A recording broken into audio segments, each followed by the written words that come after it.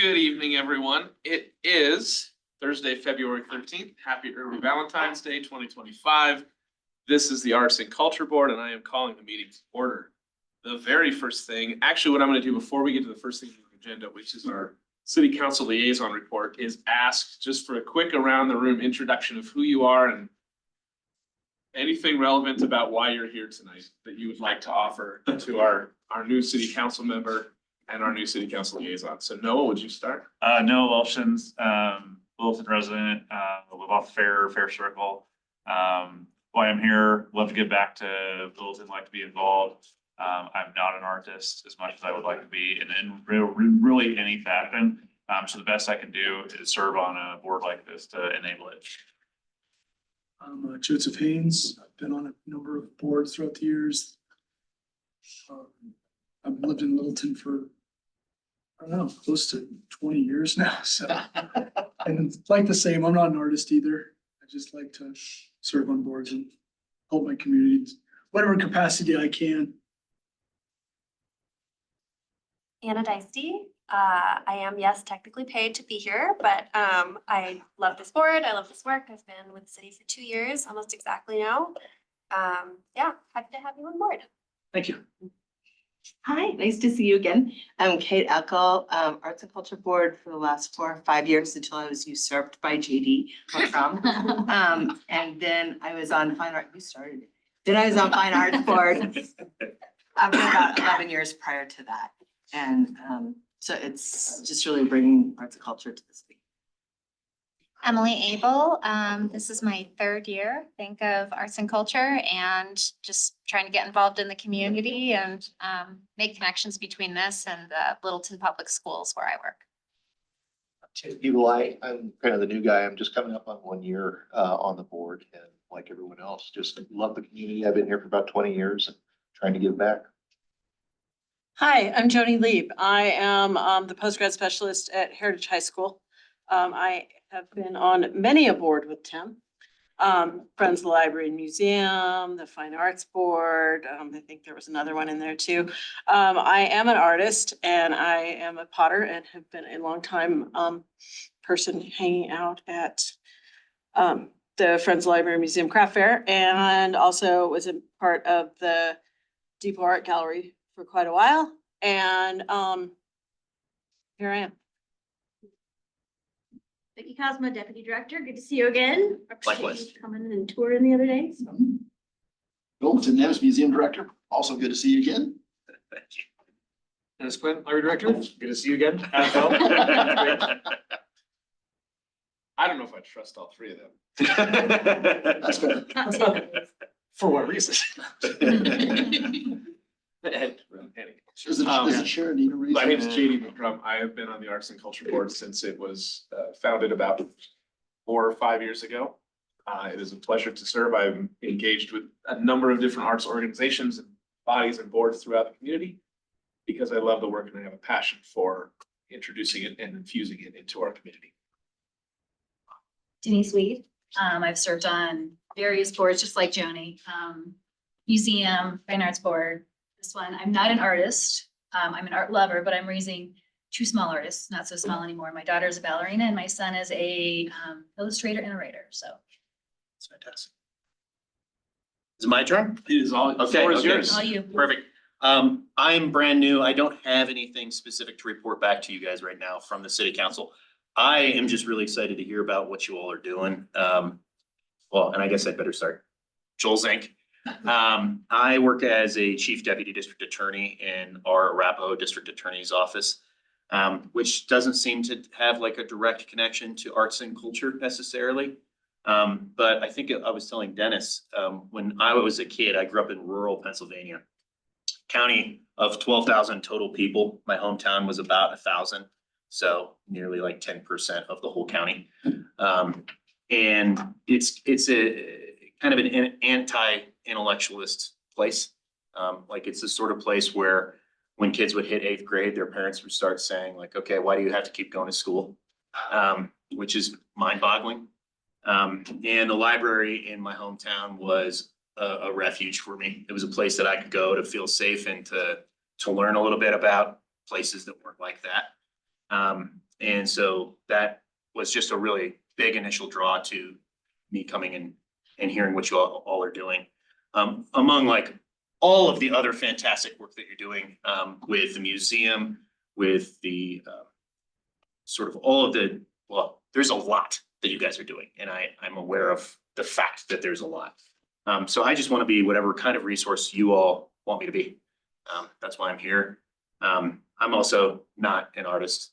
I pretend to play music sometimes, but that's about the best I get. So thank you all for having me. I really appreciate it. Good, thank you. Next up, director's reports. Nothing to report tonight. Okay, I'll take some time. Good work. The library has begun some upgrades and maintenance work on its elevator. Anybody who's been to the library in the past week or so may have noticed there's some clamor around where the elevator is sitting, and some parts of the building have been made inaccessible for it to allow the work to happen. This is sort of an upfitting and modernization of the elevator so that it will extend the life of the existing elevator. The work is expected to take about 4 to 6 weeks. So for a lot of our programs that typically take place on the lower level or the upper level, that often, especially those that attract audiences that have mobility concerns, we've had to either relocate them or in some cases cancel them. We've tried to preserve as much programming as we can, move it up to the main level or seek an alternate location. And any other services that someone may have trouble accessing, all of our staff is readily available and willing and happy to assist in the meantime. And we look forward to, I don't know if we have a ribbon cutting planned, but opening the doors to an elevator in some number of weeks. We had we have a cultural pass program that allows community members to rent a pass to a cultural agency such as the Denver Botanic Gardens, the Wings Over the Rockies, the Museo de las Americas, and a couple other museums in the Denver metro region at no cost to them. So they don't have to foot the cost of a ticket. Sadly, we have had to put a temporary pause on that platform because on that service, because the platform that we use to manage the booking of the tickets, the company that provides that platform is out of business. And so for the past couple of months, we've been in the process of trying to secure a new system to let us provide that service. We hope to bring it back online very soon, but it has been temporarily unavailable for a while. But working steadily to get that back online.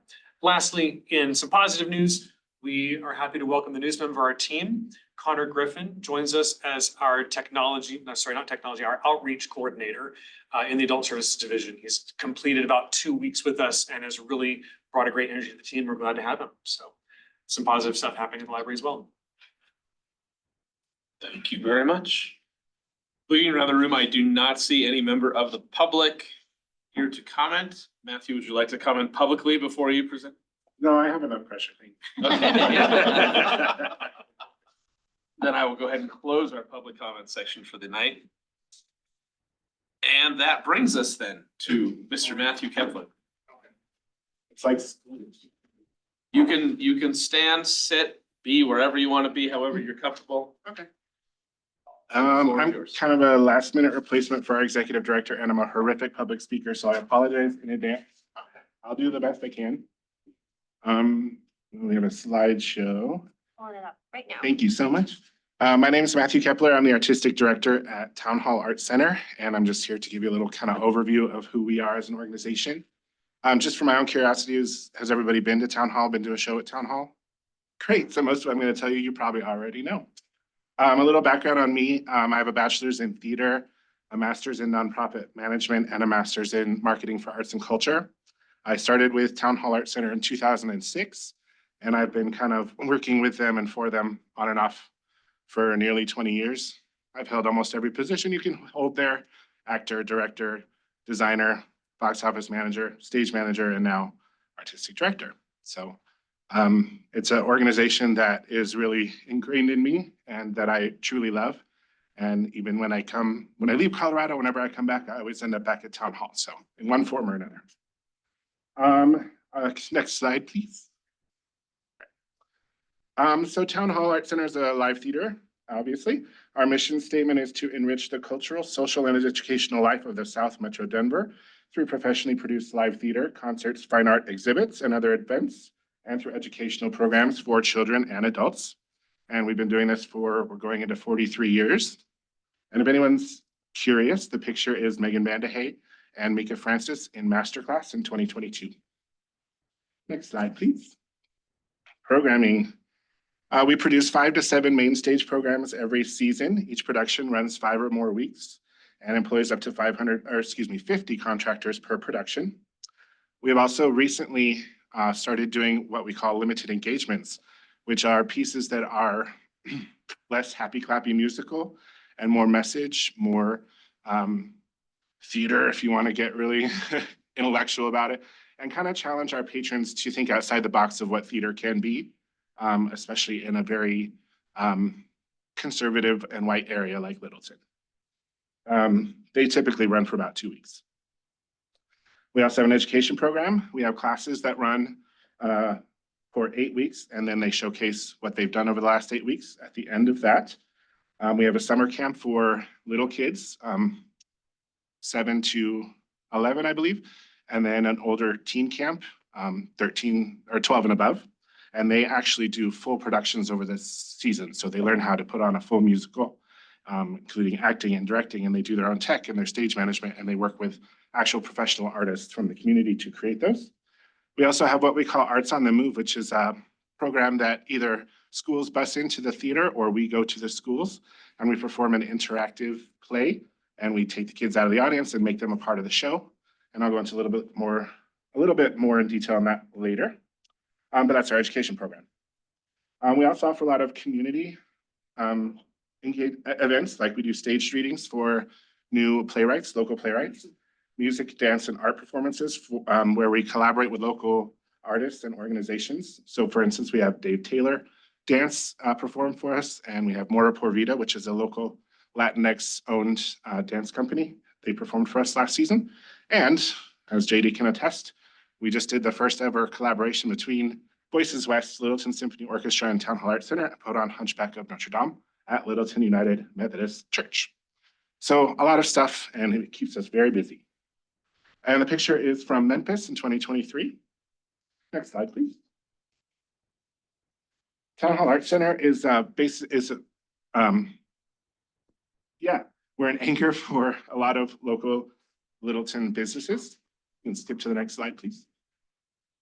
Nearly 40,000 people visit Town Hall Art Center every season, and a large percentage of those people will also patron many of the restaurants, bars, and shops up and down Main Street for an estimated $3 million in economic impact, including a lot of those people who will ride the RTD light rail because of the parking in downtown Littleton, which I'm sure you're all very aware of.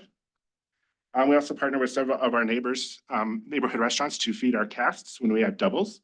Either our cast will go there to have a meal in between the shows, or they will bring food to our gallery. And this is Camden Deal doing a split jump in Newsies. Next slide, please. As I said earlier, our education department serves over 5,000 students annually, both at Town Hall and at schools across the Denver metro area. Several of our classes are offered in 3 separate quarters throughout the school year. There's a class for 5 to 9-year-olds, 10 to 12-year-olds, and then teenagers. And we also now have started doing classes for adults. Additionally, our Arts on the Move program offers 30 to 50 interactive plays for classrooms, where either, like I said, they either come to Town Hall or we go to their school. And these plays are classic stories that they all know, like Jack and the Beanstalk or Cinderella. And they take the kids out of the audience and put them in the play and kind of teach them basics of communication and interaction and what theater can be. In 2022, we toured a new piece that was written by a local playwright. It was called Alice Cleans Up Wonderland. And so it took a story that all these kids knew and taught them about environmental issues and recycling. And that picture is Miles and Carly in Beauty and the Beast Jr. 2 summers ago. Next slide, please. All the contractors who work on our productions are local artists. We hire over 250 local artists every year, accounting for nearly $300,000 in paid labor. The majority of artists in Colorado have survival jobs, as we call them, and work with us outside of the regular 9-to-5s. That is Caleb Winger and Damon Garasio in the last season. Next slide, please. We also have a very strong core of volunteers, over 110 active volunteers currently. They act as our customer service and mainly as ushers for each of our productions. And they also sometimes will come in and offer hours on administrative projects like big mailings and such. They are estimated to donate more than 2,440 hours of their time each season. Next slide, please. We also partner with several local organizations such as North Littleton Promise and Littleton Public Schools in many ways to reach out and assist our community. We also have a very close relationship with the Denver Actors Fund. If you're not familiar with the Denver Actors Fund, they're kind of an offshoot of the Actors Fund out of New York, and they provide assistance, financial assistance for people who have had medical upsets and need help covering bills and such. So that is a local chapter of that organization. Well, they're not connected. It's our copy of their organization. Town Hall has pledged one performance per production run in which 100% of the ticket revenue and concession revenue gets donated to the Denver Actors Fund. Town Hall was the top, I don't want to say the top earner, but we helped them raise more money last year than any local arts organization with over $27,000. We also partner with the Arapahoe Community College, and they their professors will come in and moderate our talkbacks. Each production has one performance that's designated as a talkback, where the audience can stay and ask questions either about the theatrical process or about the message or the themes surrounding the play. And so it's always really nice to have a professor who understands that theme or that area of education to talk with them about. And that's music director Trent Hines from Memphis. Next slide, please. This is just a quote from one of our donors. It's a little distorted, so I'll read it to you. I contribute to Town Hall because its mission aligns with my personal values and priorities. Live theater is such a meaningful way for people to connect with each other and a way to bridge differences. And that picture is from putting it together. Next slide, please. And this is a quote from one of our parents. The impact of the educational programs has had a remarkable impact on my kiddo. The transformation we have seen in his confidence and ability to engage with his peers is nothing short of miraculous. And that photo is from Shrek Jr. Next slide, please. And this is a quote from a patron. I love coming to shows here. I love bringing my friends and family. Every show is better than the last, and there's no better venue to see live theater in Denver. THAC is the perfect blend of professionalism and intimacy. And that's from our recent production of Jersey Boys. Next slide, please. What's next? Next slide, please. So the next step is a capital campaign that has sort of silently started. It's kind of the end step of Vision 2025 that was created and implemented by our board back in 2015. JD's much more knowledgeable about that than I am if there are any questions on that.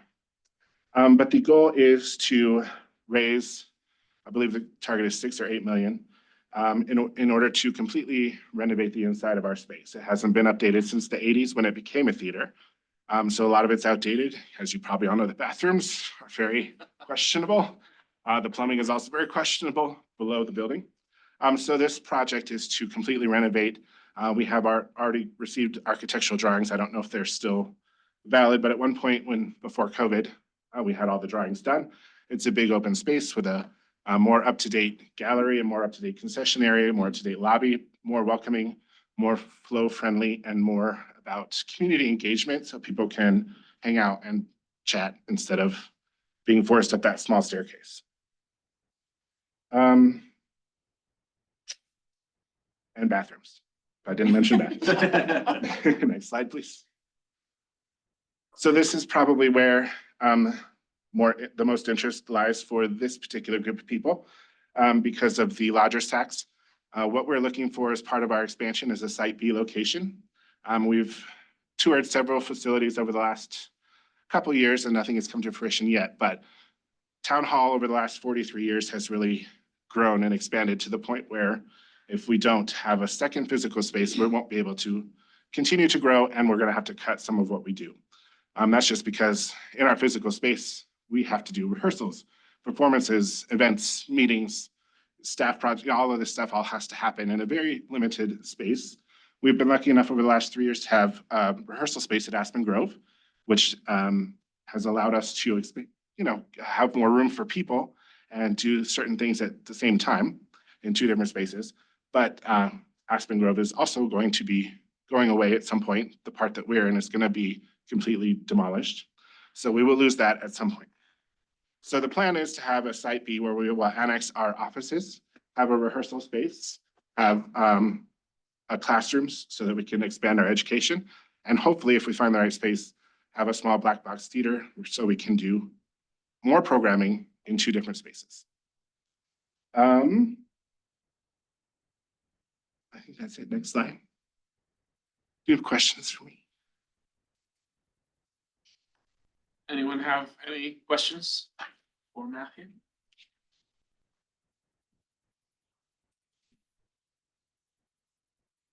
How can we help? Well, if you know of any good buildings. I think the most. So am I, so. Correct, maybe. External assistance at this time would most be focused on fundraising, especially once we announce publicly the capital campaign. We're talking to a lot of our big donors and a lot of foundations and a lot of private funders right now. What did they call it? The quiet phase? I can't remember if that's the exact verbiage. Yeah. So once we get to a public space where we're actually actively asking the community at large for funds, that would be a space where we could absolutely use assistance in spreading that word. Matthew, when does the campaign go public? I know that. That's above my pay grade a little bit. It's based on a dollar threshold, not a date. What's that threshold? Or do you need, are you comfortable saying that? I think hopefully we'd love to say we're going public within a year. I see. Yeah, soon, because like I said, we have to make changes soon. So they are actively seeking that second space. So, yeah. What about the tavern? The tavern, It's really close. people get distracted so easily there. I was just assuming that the space is gonna be within the Littleton city limits, or are you thinking it could be outside of it? So of course, it would be preferable. The space we were looking at was 2 blocks away. It was an old airplane hangar that didn't happen to work. The place that I last heard about was actually in Highlands Ranch. So it would be preferable to stay in Littleton, of course, because that is our identity and that has been our history, is being a part of the Littleton culture and community. So we would prefer that. But Littleton's expensive. So it's just based on what we can find and what we can afford. And how many square feet? Yeah, I was gonna ask, how big? Big. To get everything we want and need, 16,000 square feet. And I mean, this is the governing body to bring this to, because so much of Site B is reliant on the lodger's tax, and the lodger's tax really needs to be spent in Littleton.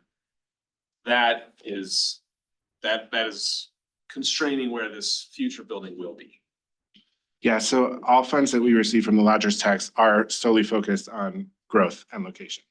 So, of course, it would be, again, preferable to stay in Littleton. So are you looking to buy? You're looking to lease? Yeah, or- could you rent it? So that's part of why the initial location in downtown Littleton fell through, is because he didn't want to lease to own, which is our preference, of course, because we don't have that capital up front. And any capital earned through the capital campaign is focused on the remodel and not the extra location. So lease to own would be preferable.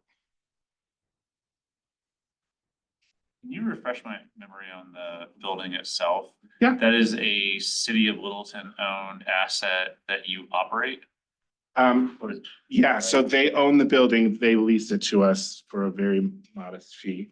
So they don't have any say in our operations. It's their building, so we work with them. But it is 103 years old and was renovated into the space it is now in 81. So another building wouldn't have that kind of city connection to it? We would still partner with them, but they wouldn't own the physical space. Hopefully, eventually we would own the physical space, yeah. Any other questions? Any other questions? I'm assuming you haven't talked to ACC about this. About physical space? We have. Once we lose Aspen Grove, we've been talking to them mostly about using them as a rehearsal space, an offsite rehearsal space. Which space? Their theater, actually. Part of the problem that we have to work through is the security and the locking of the building, because we're there later than other people would be, and who has keys and who has all of that stuff. So that's been kind of the difficulty and why we haven't jumped the gun yet. But we are continually growing that relationship with them. And it is something that has been discussed. Their theater space wouldn't really, wouldn't be preferable for us as a performance space, because it is severely limited as our physical space is without a backstage area. So, yeah. The money that you're raising, the $6 million, would it be to renovate a space or buy a space or build out a space? So the capital campaign funds that we're raising is strictly to remodel the interior of our current building. Okay, so it's not for whatever the second. So what about the second building? That is, I don't have the answers for that. That's a separate fundraising, and that's associated with the lodger's tax. Yeah.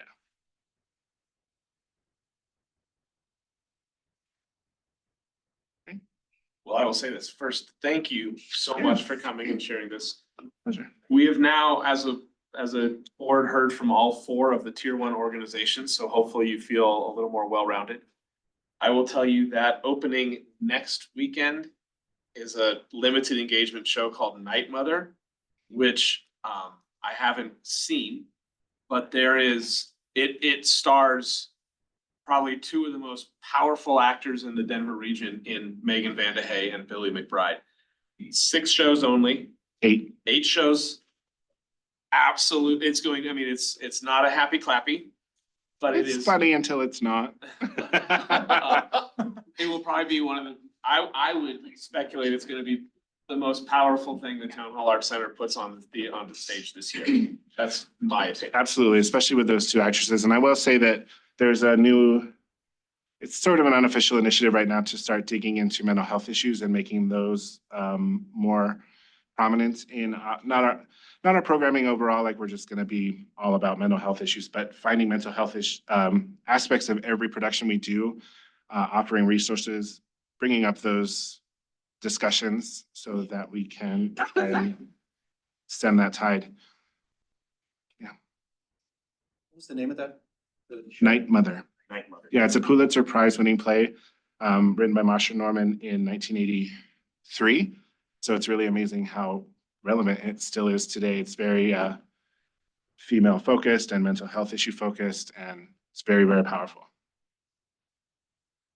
And if you want tickets, just let me know. I'm happy to get you tickets. Is it a play or a musical? It's a play.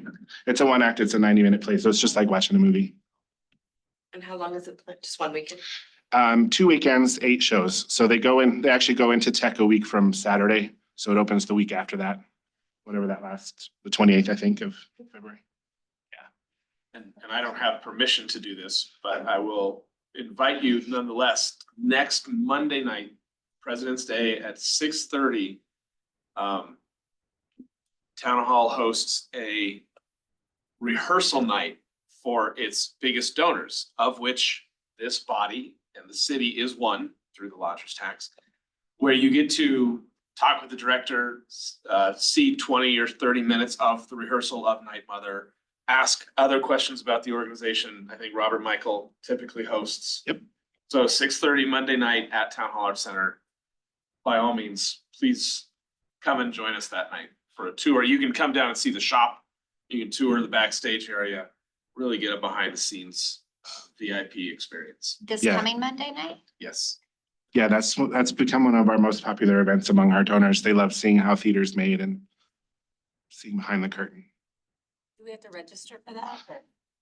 Or Just Probably best to let JD know so he can let us know. So we just know to expect you. It's not like a requirement.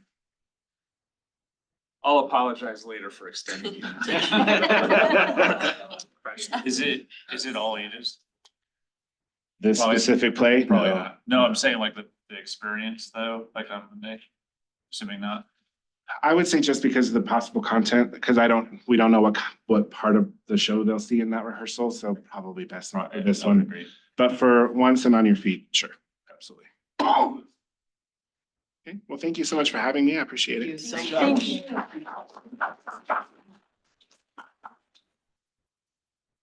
All right. Well, Town Hall is my absolute favorite place in all of Littleton. It is truly a treasure, so please go and experience something there for balance this year. And I know most of you have been to the Ovation dinner and support Town Hall in many ways. And on behalf of the organization, I will say thank you. Can I ask you a question? I'm gonna just bask in my own ignorance here. Yes. You mentioned that there were 4 tier 1 organizations, Town Hall being one of them. What are the other 3? Hudson Gardens, Okay. the museum, and the Bemis Library. Oh, okay, that tracks. That makes sense. Thank you. Okay, well, the next thing then on our agenda is into old business. The first is to discuss and vote on the Arts and Culture Community Strategic Plan. Anna, are you leading this You conversation? know, I'm not sure. I think Tim and I can tag team Yeah, it for sure. okay. Yeah. Go ahead. Yeah, you will all see a one pager. It's a front and back, and it is my attempt to compile the feedback that I received from a handful of our board members after January's meeting. I got a lot of really helpful feedback, so thank you to everyone here who took the time to read through that 124-page document. It's this big. Yes. I really appreciate it, and I know staff and everyone does too, so. We thought that the easiest way to approach this would be to kind of come up with buckets for the kinds of feedback that we got from the board. And then after we take a vote this evening, we can submit this feedback to Keen for their review. So I know Becky, you sent this out prior to this meeting. Everyone got the chance to review it. We do need to take a couple minutes to look it over now.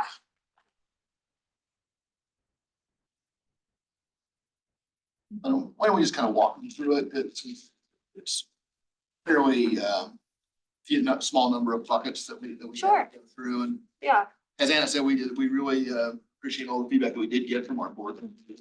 Thank you for going through it. It is a weighty document and it's got a lot of stuff in it. The plan itself is, probably 10 or 15 pages.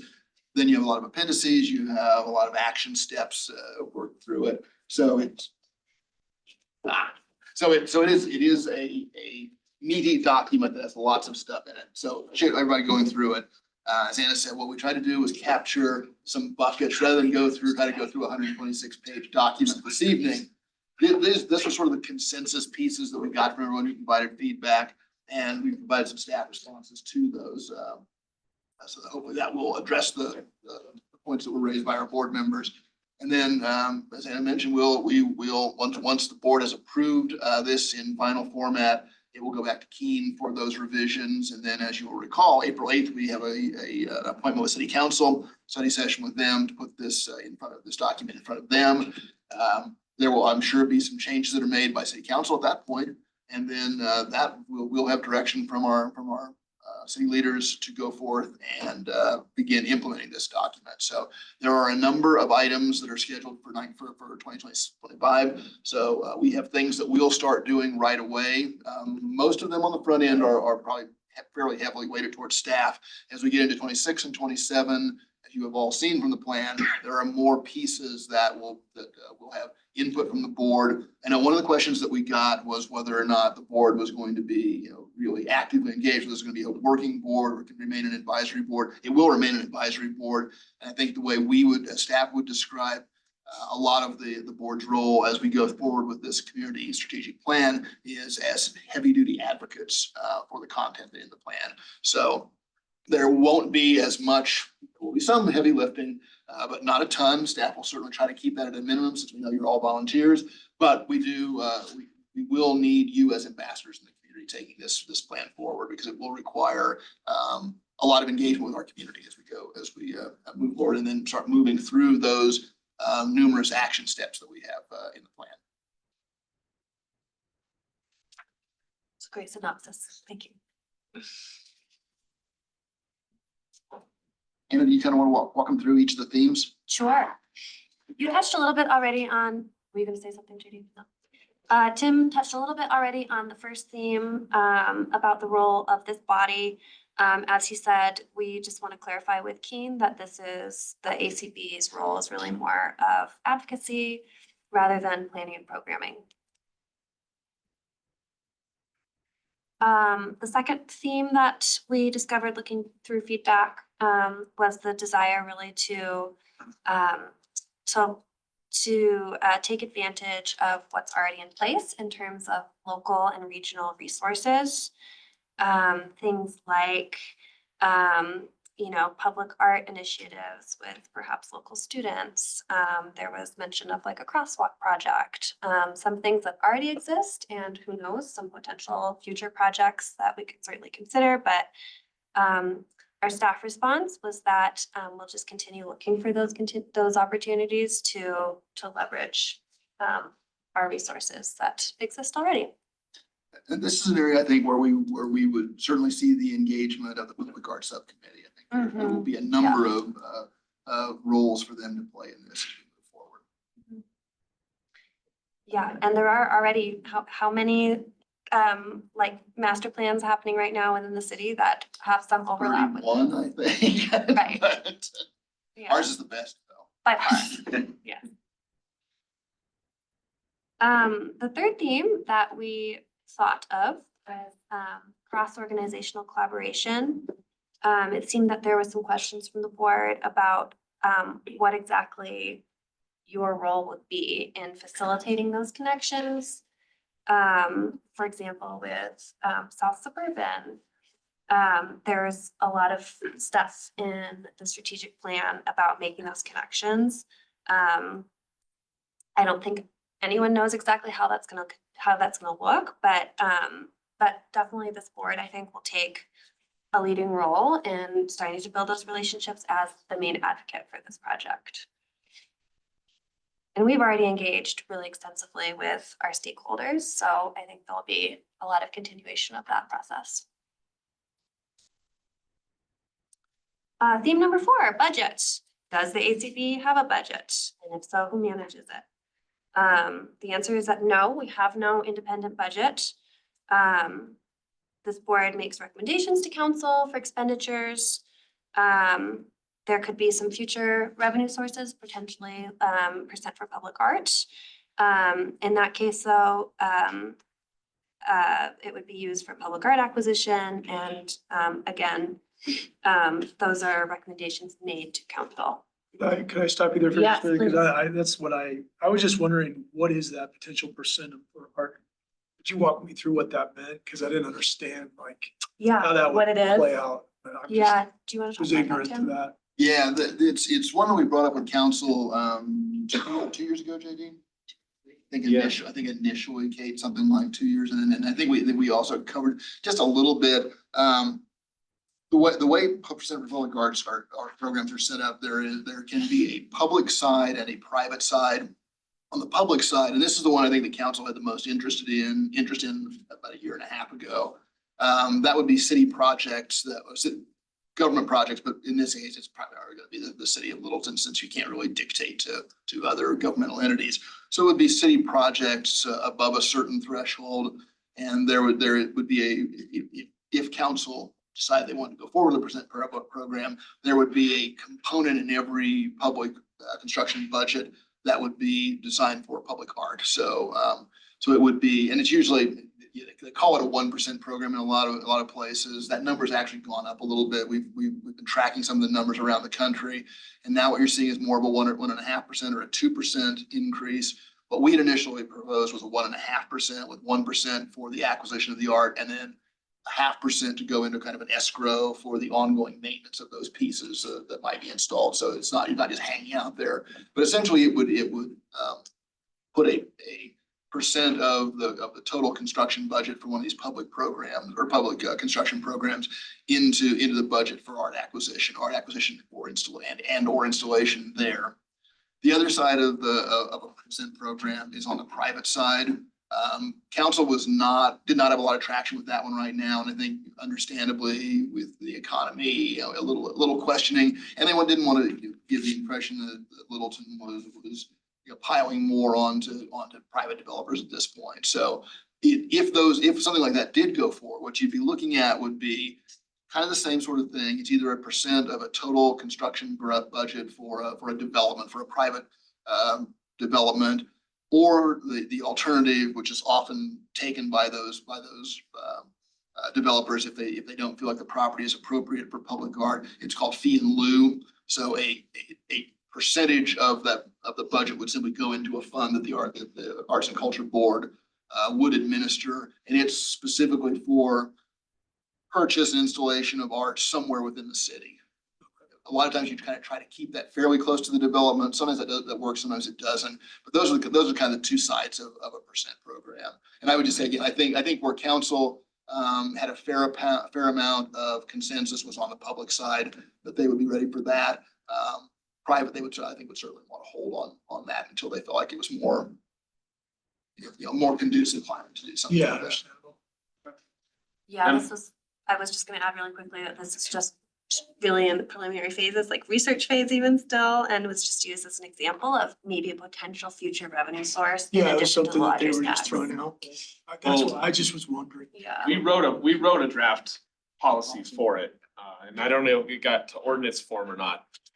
It wasn't quite an ordinance form yet, but council has seen that percent for that policy. And my hope is, I'll just say this out loud, even if Tim doesn't want me to. I'm used to that. Yeah. Our city council has a very ambitious schedule between now and the end of the year. And to that I say, what's one more thing? My hope is to bring this back to our current council. Because many members are familiar with the first run at it. They were the ones that gave us the feedback and the comment. I would love to see if we could get this passed before November, so that we're not necessarily presenting to a whole new council and re-educating a whole new council when we've got a group that was amenable to the concept.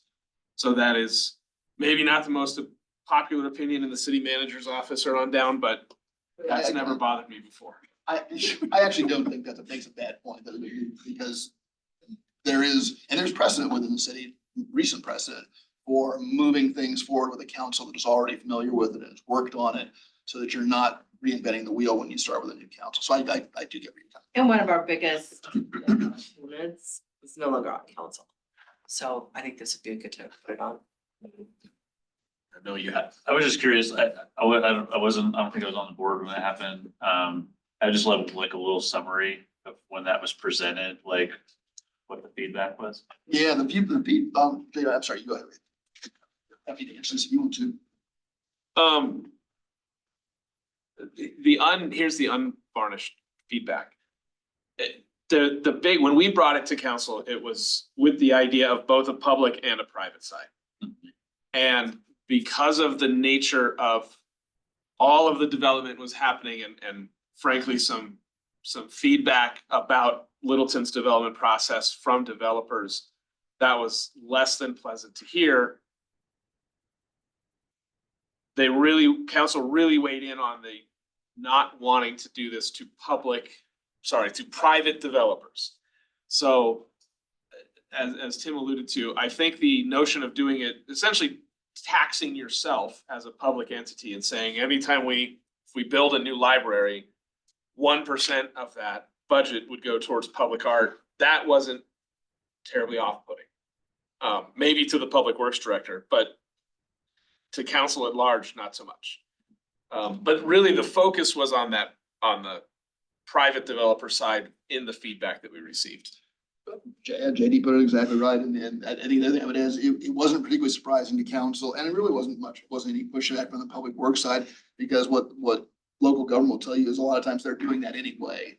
You know, they're building a library, they're certainly looking at potentially doing some public art or a museum or almost any kind of public facility. There is an opportunity for that, so a lot of times they're already doing something like that. It just isn't codified. There isn't a formula, and what this percent program would do is put a formula in place. It was right after we got the lodger's tax passed, Yeah. because part of the feedback was, we just gave you, Exactly, Yeah. exactly just right, gave you Katie. this lodger's tax.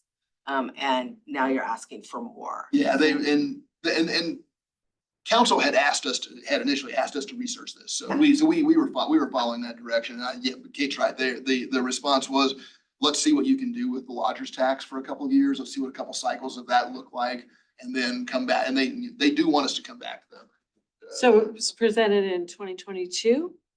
Yeah, well, I think That seems that right. was the last time we did, the time we did. it. Here This seems has like, stayed alive though, because we have planted seeds along the way Yeah. with this, just to keep it top of mind. So it's not something that's a completely foreign concept or topic to them.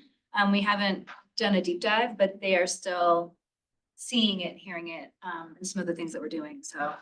It in fact is one of the, coming back to them with a percent program is one of the action items in the strategic plan 2.0. So it's, Denise says it's alive and well. I would say the lodging tax doesn't really do much for public art. I mean, That's exactly totally right, Katie. separate. And I think what we've seen over the last 2 years. Yeah, I know, really they don't proves that out. understand it. true. Plus, you're exactly right. What we've seen over the last 2 years is that despite the best efforts of the board to put a component in the tier 4 of the lodger's tax that would be for public art acquisition, in each of the first two revenue cycles, our revenue numbers have been below what the projections were, so that had to come out. So you're exactly right. And that's, I think, part of the track record we would want to take back to council and say, here are the things we can do with the revenue from the lodger's tax. Here are the things we haven't been able to do.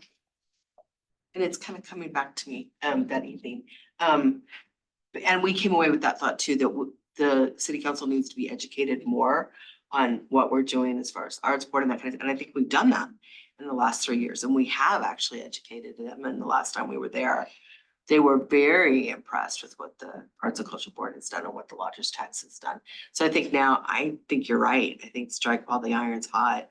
I mean, in terms of educating, I mean, this is something that's fundamental to Denver. You know, Yeah, this is not new.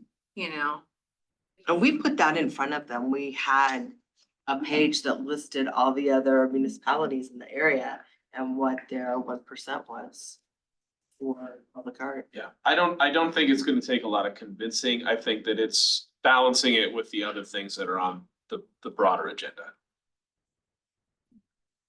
But anyways, No, those are excellent questions, but which brings us to our fifth and final bucket item here, which is venue. And I think everyone in this room and everyone who lives in Littleton realizes that, that is something that we need and want. There's certainly a lot of that in the strategic plan. There were some ideas from this board about potential, like repurposing, and we can definitely submit that to Keen in this feedback. But in general, I think we'll continue to monitor and update venue inventory, like it says here, and I think that will be a many-year process. And I think one of the interesting takeaways from this particular conversation with our community members, particularly during all of the community engagement processes that we did over the last 6 or 7 months that Keen worked on this, was that while there is, I think, a really strong sense across the community that there is a need for a venue, what that venue looks like really varies depending on who you're talking. So there are some, I think there are some important detail work that's still needed too. That's it. So, so that's the recap of the feedback that this board presented to you based on our presentation from last month. Let's just then, what we're looking to do tonight is get any other adjustments, not seismic shifts, but adjustments that Keen can make to this document in the next couple of weeks, so that we can, as a board, begin to put together a presentation and take it to council on April 8th. So I will just open up the floor to both what we've seen and then sort of a last minute speak now or forever hold your peace. understanding, and we touched on this last month, is it perfect? No. Is it significant? Yes. Is it important? Absolutely. And I think what I would offer to do, once we take it to our city council and get their feedback, is offer to take it to the South Suburban Parks and Recreation Board and present it to that body. And we can take it and present it to the LDDA, and we can take it and present it to the chamber, and we can take it and present it to the Littleton Public School Board of Education. So we can then take this on a roadshow and populate it, and specifically with our internal working plan as it relates to us, in hopes that then those other bodies can implement it into their annual working plans. Because there are so many tremendous nuggets and great things to latch onto and really run with, and certainly more than this body could take on in the next 10 years. But that is the point of the plan, is for it to be a group effort with everyone rowing in the same direction. So, other thoughts or comments? Maybe you probably need a motion second. Discussion. Do we do that here? I don't understand. I will, so I'm gonna pause. Just because we're here. Last year, city council sort of rejiggered the arts, or the boards, advisory groups and commissions. And we were very rudely and inappropriately, what do you demerit, I believe the word you like to use is downgrade. downgraded from a commission to a board, which is fine, except for we're not sure and we're not clear on when we have to take motions or actions or anything else. So we just make it up as we go. Sometimes we do a thumbs up or thumbs down. Sometimes we, paper, rock, scissors, however it needs to get done. But since I've been so invited, The direction I got from the city attorney was if it was substantive, you probably need to go through the very, protocols. very, very confused. We're a couple more years and we will be the Arts and Culture Council. But in the meantime, and before discussion and changes and amendments, could I ask for a motion to adopt and advance the Arts and Culture Community Strategic Plan? Joe, and a second? Second. Kate, thank you very much. Now we can open it up for conversation.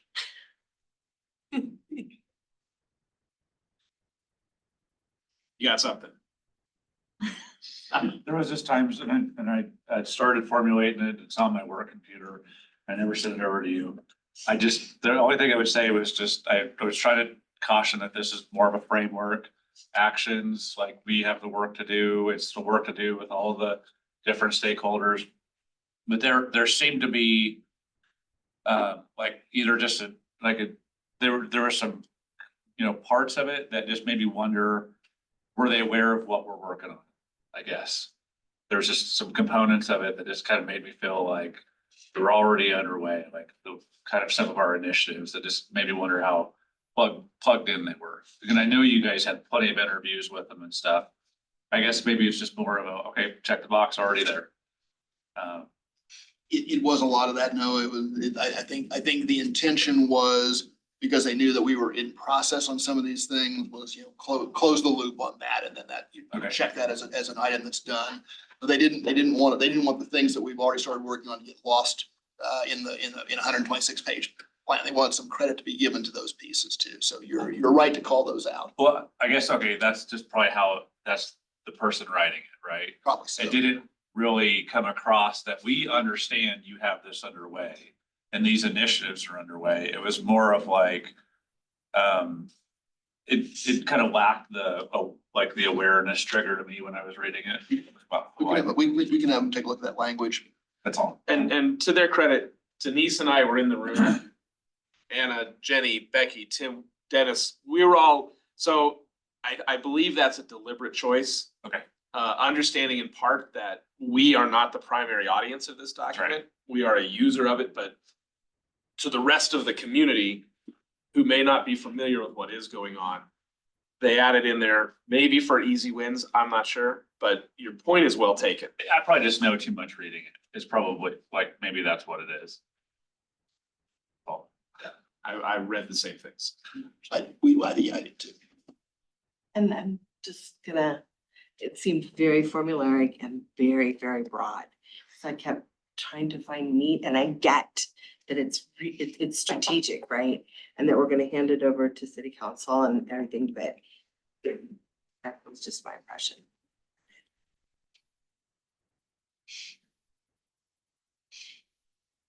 I'm still hung up on the fact that if you inserted Lone Tree in it, it fits there too. I actually ran into. Knowing that they're on another, There was a lot of parts, there's a lot of boilerplate in that. yeah. And to be, I mean, to And be to be fair. fair, that's what they I do. mean, yeah, it's not like we're gonna do something revolutionarily different that they probably Right. watched and executed and gave guidance on and other.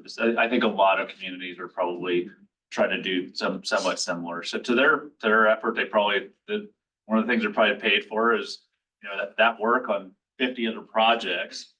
It's kind of their intellectual property, so to speak, and it's gonna get reused a little bit. Yeah. I think to those points, and I share them, and this group knows how much I share them. We are part of a bureaucracy, and vanilla tastes good to everybody. And I think where our opportunity as a board is to then take the nuggets in here and run and go and sort of get the sign off and the blessings that we need. But there are tremendous nuggets in here. Joni, I'm gonna keep you busy for the next 6 months on the public art subcommittee. I got so many ideas. We're gonna run with it, but You think he's joking, he's not. I just kind of want the confetti that is Littleton, the variety that is us to just kind of be in there. I think of this too as being foundational, though. There's so many people that are not familiar with the Arts and Culture Board or what we do, or even some of the arts and culture that we have here in Littleton. So if we look at this as the foundation and a place to start, I think that even though there's excellent points being made, the people from the outside that haven't seen the same things we do, this gives them that foundation that we could build on. And like JD said, we have 10, probably more years worth of work here, but we have to educate people and show them what we have to start with. And I think this is a great place. Yeah, I agree. I think that it's really good for the public at large could look at it and actually learn more about what's going on in Littleton. And I think I found parts of it very intriguing, so I didn't discount the whole document. I think, yeah, it was a good cookie cutter a little bit, probably, but I don't think you can generate that as a document. No, I know, and I don't think, without- I mean, anybody can put together a strategic plan without basing it on a different strategic plan. Yeah, unless you. That's want just to- good They- business, they've yeah. gotta- It's just, Yeah. it's just how things work. And what works in another city often works in another city. I'll just throw this out there too, like. For me, as I was reading through this today, it was helpful to me, like trying to grasp onto things, you know, as quickly as I can. So. Not to interrupt you guys. thank you. I think it's gonna evolve in Yeah. all sorts of different directions once it gets rolling anyway, so I know what you're talking about with the boilerplate stuff, but it didn't really bug me that much. Because what it's gonna end up looking like 10 years from now could be a lot different, depending on how many different cooks are in the kitchen and whatnot, so. I thought it was good. So we have the notes in front of us. Plus a little confetti. Anything else that anyone wants to contribute to the conversation before we take action on this?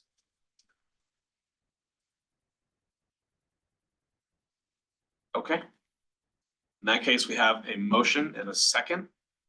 All in favor, what are we doing? Are we adopting this We are with, adopting. with proposed changes? We are adopting it with the proposed changes to forward to council. Very good. Adopting with changes, proposed changes, forwarding to council. All in favor? Opposed? That seemed unanimous to me. Very good. Thank you very much and congratulations. Again, I know this was a quick process through the body as a whole, but There's been a lot behind it over the last several years, so. Again, as we say regularly, now the real work starts.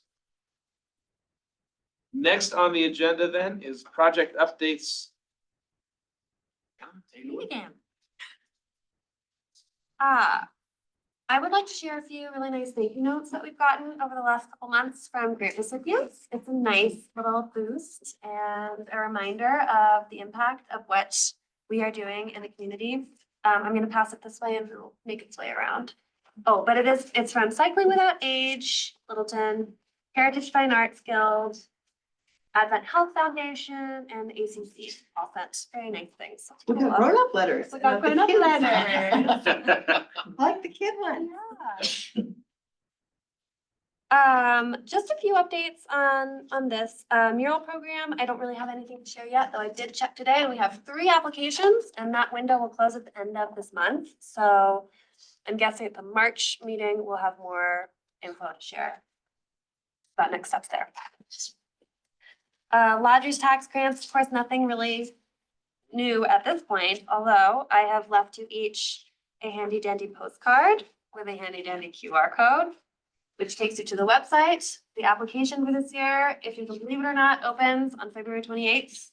It will have a 6-week window and close on April 11th. So we will be starting our 3rd grant cycle here in not too long. So I just left 1 copy, but I have a big stack over there and more in my office. So I would love for you all to take some and just give them away to as many people as you can. Because we're really in the phase now where we want to spread the word. And my own personal goal is to get at least 63 applications this year because we got 62 last year. So more that we can get, the better. More to review. I know.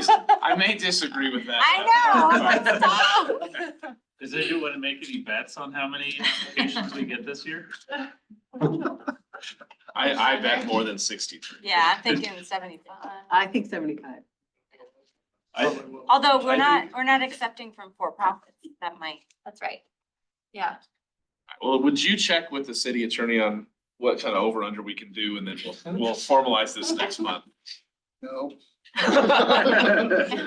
Well, last year was the first year where we saw applicants or multiple applications from the same applicant. Yeah. So when you could really see that start to catch a little fire, potentially. Yeah, we did, this year's cycle, we did limit it to 1 Mhm. application, total of 30,000. Yeah, because you're right, So buckle up, that's coming. State of the Arts is also coming. This will be our 4th annual event and it is on April 2nd. It's a Wednesday. I know many of you have RSVP'd already, but if you can come and you'd like to, please do RSVP. It's going to be a really wonderful community networking event. We will be presenting our Arts and Culture Award and learning a lot about the economic impact of arts and culture in Littleton. So I really hope you all can be there. Again, there's another stack of invites over there if you want to. It's technically invite only, so please do RSVP. Don't put them in your neighbors' mailboxes, but if there's people in your life who you think would benefit from coming, please do share. And I would just note that our brand new council liaison was one of our very first RSVPs, so thank you. Yeah. So that April 2nd, and last week was our first quarterly Culture and Arts Partners Group Meeting of the year. It was great. We hosted it at Art Spark. JD and Kate were both there, and Katie, you came too. It was wonderful. We had about 30 people, and we talked about the grant program and had a lot of engagement and questions, and so I think there's a lot of momentum building around that. And our next one is May 21st. So if anyone would like to come, I know it's a work day. It's a Wednesday from 8 to 10, but I do provide breakfast. And it was a tremendous turnout. It was, Yeah. It's really becoming a noteworthy event. And I will tell you, I will confess to you, Kate invited all of them to come and watch us deliberate on the tier 2 grant cycles.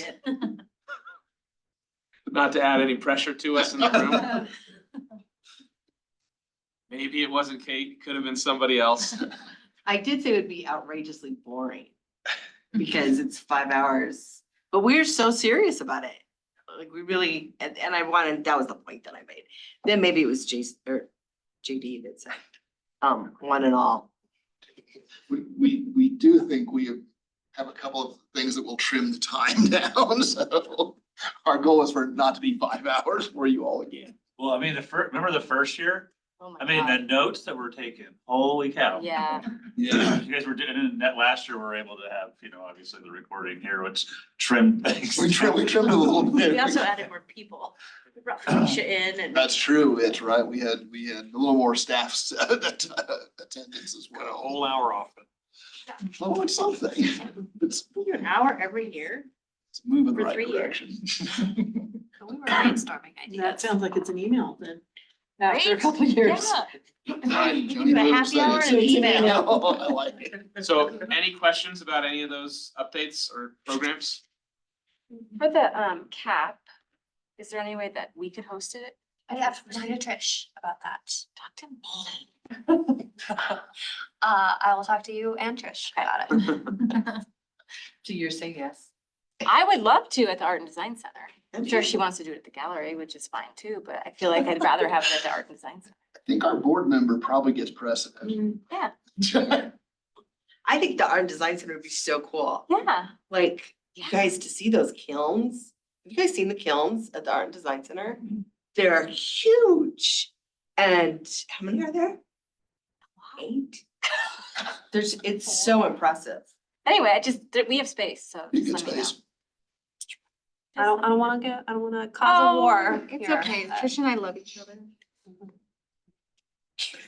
All right, well then, the last thing on our agenda under new business is to discuss and vote on the annual art award recipient. So those were sent to you. Hopefully everyone had a chance to review the different nominees and read over that packet. What we're gonna do tonight is just a straight up vote. We're not going to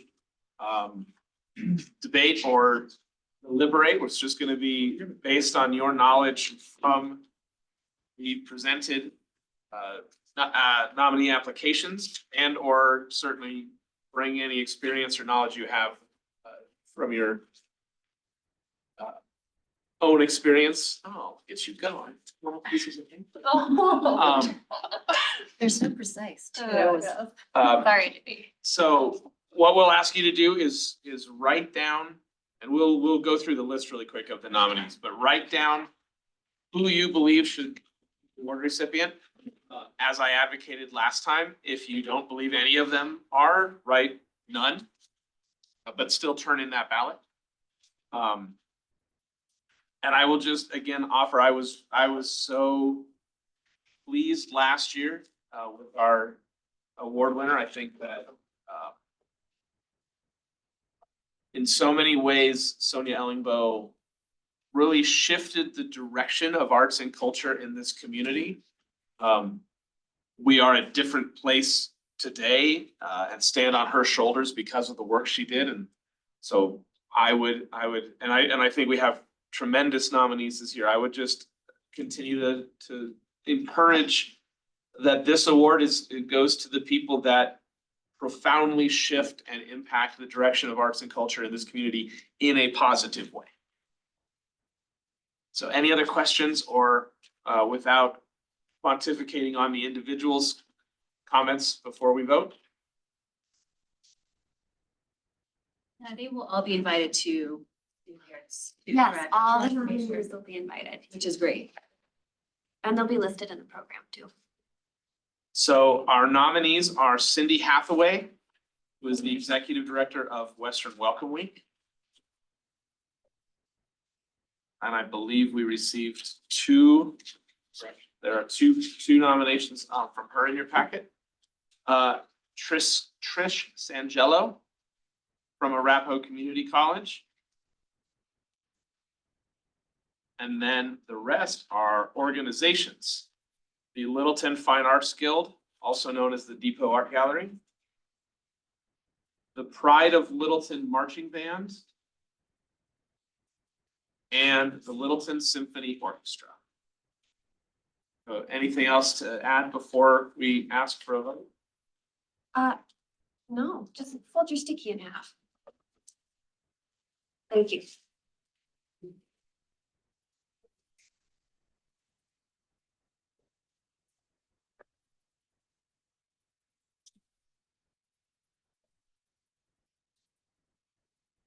Drop it in this.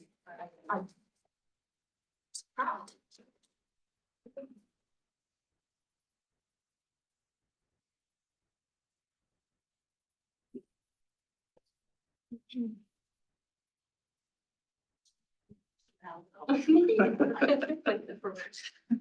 Don't count the White House. I didn't fill them out. Thank you.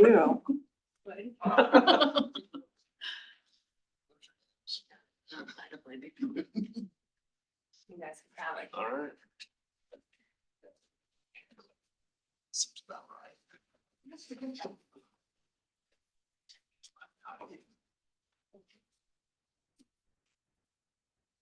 Can I hear my name? Sure. Just having a sidebar. Yeah. The joy of gain. Well, I know. Same.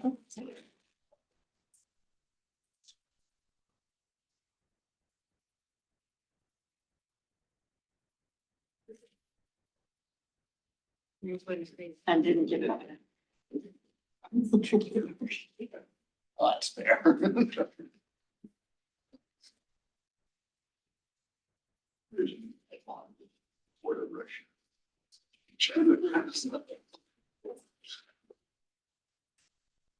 That's really like. They love like. I just love language.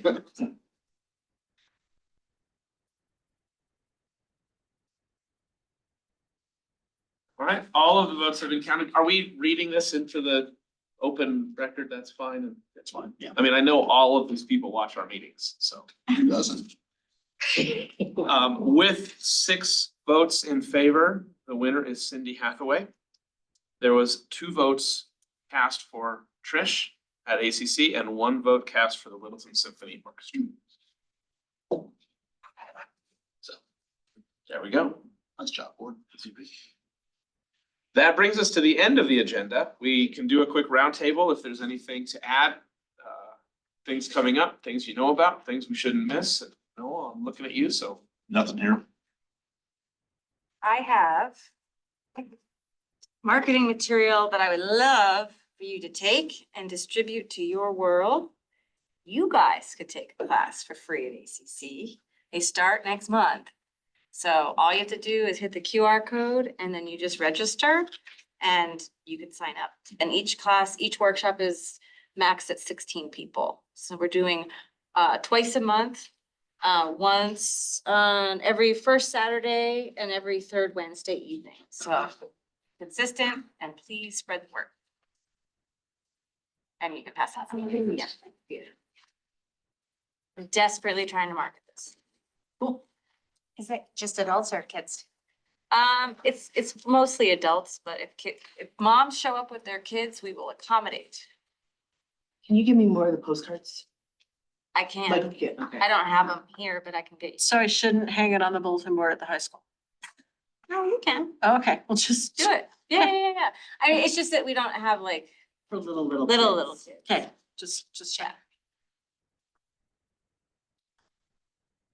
Okay. This is experimental Oh, it's too, my turn. sorry. So who knows what's gonna happen? Totally taking an art class at ACC. And I don't think, I'm gonna try to make it on Monday night.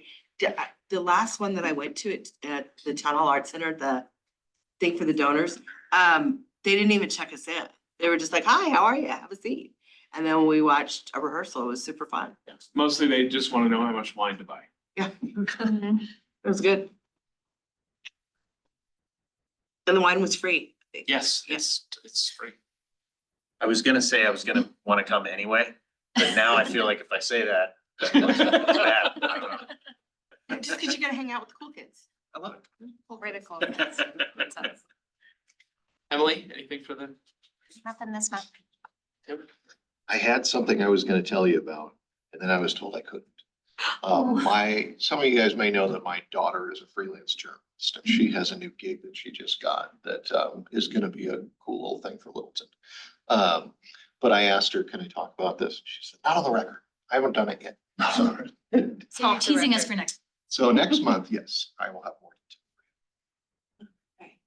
Hey, so we were in Calgary last week to watch the Avs play. Kind of cold up there. But Calgary is an amazing city with a lot of artwork. And I took some pictures and checked out some murals, and it was very much felt like home. So I think it said a lot about what we're doing, what Denver's doing, the city that we live in. That's It was very cool.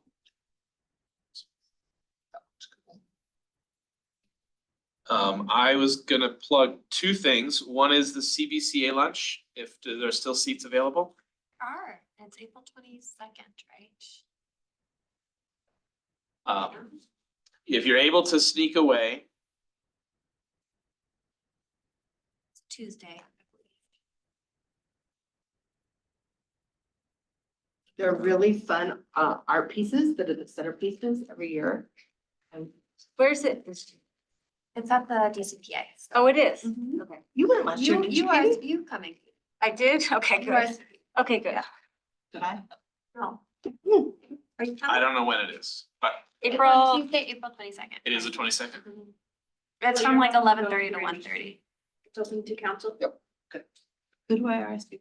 Me. Oh, yeah, right, I did. You did. So if you're interested, talk with Anna. The other thing I was gonna encourage everyone to do was to go and buy tickets to the Littleton Symphony Orchestra's concert tomorrow night. However, for the first time ever for a non-holiday concert, it is sold out and you can no What? longer buy tickets. They sold 650 tickets for their Valentine's Day show. So that is the first time they've ever sold out on a non-holiday concert, which is incredibly exciting for them. That is super, that's gonna cost them a lot of cookies. They were advertising They those were, cookies. yeah, free cookies. That's probably what did it.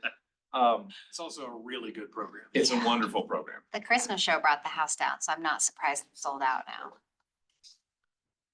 That's all I got. Littleton Youth Ballet has started to rehearse Alice in Wonderland.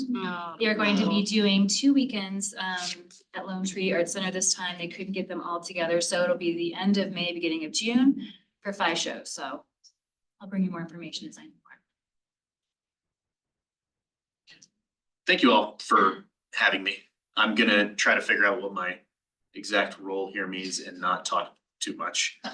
I could talk to a wall for like 4 hours, so thank you all. I really appreciate it. Thank you. Thank you. It's great, Dad. Thank you. And with that, we are adjourned 7:51. You are almost as good